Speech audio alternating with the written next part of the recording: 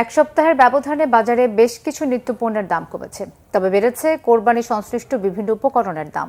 পেঁয়াজ, আদা ও রসুনের দাম সপ্তাহের ব্যবধানে বেড়েছে 10 থেকে 20 টাকা পর্যন্ত। তবে চাহিদা কমে যাওয়ায় মুরগির দাম এখন নিম্নমুখী। মাইনুল শোভনের রিপোর্ট।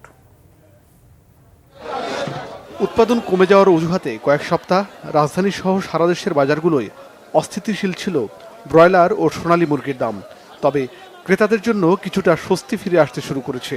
শুক্রবার বাজারে গিয়ে দেখা যায় সোনালী মুরগির জাত সপ্তাহান্তে কমেছে 30 থেকে 40 টাকা পর্যন্ত, বিক্রি হচ্ছে 360 থেকে 370 টাকায়। আর ব্রয়লার মুরগির কেজি 5 থেকে 10 টাকা কমে বর্তমান দাম 220 টাকা। সামনে আরো দাম কমবো, সামনে কুরবানি ঈদ না, সামনে একটু দাম কমবো। আমার মনে হচ্ছে সরকার পরিস্থিতি নিয়ন্ত্রণে আনার চেষ্টা করতেছে।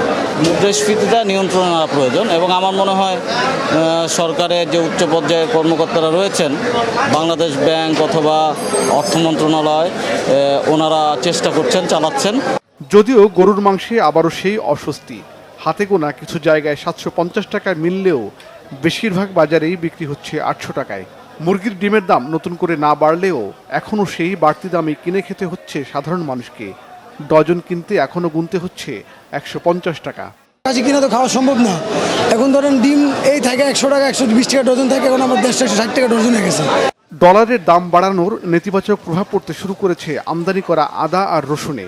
এক সপ্তাহের ব্যবধানে বেড়েছে 15 থেকে 20 টাকা পর্যন্ত। সেই সাথে দেশি পেঁয়াজেরও অযৌক্তিক দাম ভোগাচ্ছে ক্রেতা সাধারণকে। রসুনে 15 টাকা, আদা 20 টাকা করে বাড়ছে কেজি প্রতি। এগুলো বাইরের, বাংলাদেশি না, আদাটা বাইরের। বেতন পাইতে শেষ হয়ে যায়, 30,000 টাকা কিছু হয় না ঢাকা শহরে। ঠিক আছে, এ হচ্ছে ঢাকার পরিস্থিতি। বেশিরভাগ জাতের মাছের দাম নতুন করে বাড়েনি, যদিও ইলিশ রূপচাঁদার পাশাপাশি খাল বিলের মাছের দামও বেশিরভাগ মানুষের নাগালের বাইরে। অনেক দাম বাবা, শৈল মাছ ধরা যায় না। সরকার কিছু মনে হয় না করে, কারণ কোনো জিনিসেরই দাম কম না। আমদানি বেশি হয়ে গেলে বাবার দাম ঠিক হয়ে যাবে আগের মতন। সরবরাহ বাড়ায় কেবল পেঁপে ছাড়া বেশিরভাগ সবজির দাম কমেছে 20 টাকা পর্যন্ত। তবে অন্য নিত্যপণ্যের দাম বাড়তি থাকায় স্বস্তির খুব একটা সুযোগ নেই।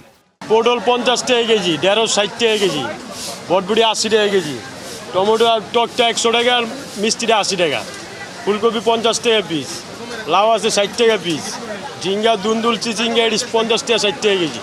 মিনিকেট, নাজিরশাইল সহ বেশিরভাগ চালের দাম স্থিতিশীল। তবে মোটা জাত এক সপ্তাহের ব্যবধানে 2 টাকা কমে বিক্রি হচ্ছে 48 টাকায়। মাইনুল শোভন, বাংলা ভিশন, ঢাকা।